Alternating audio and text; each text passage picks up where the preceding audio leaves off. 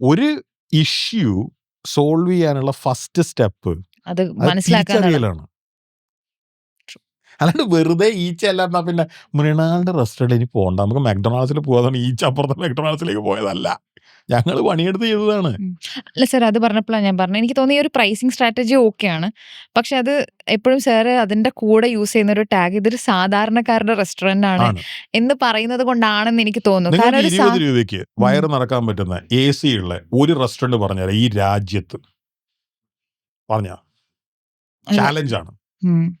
ഒരു കഞ്ഞിയും ഒരു കൊണ്ടാട്ട മുളകും 17 രൂപയാണ്. നിങ്ങൾക്ക് ഞങ്ങൾ അത്രയധികം ഇൻവെസ്റ്റ് ചെയ്തുണ്ടാക്കിയ വാഷ്റൂം ഉപയോഗിക്കാം.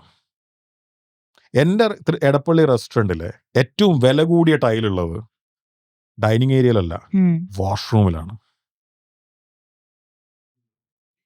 എത്ര പേരവിടെ ക്ലീൻ ചെയ്യാനുണ്ടെന്നറിയാം.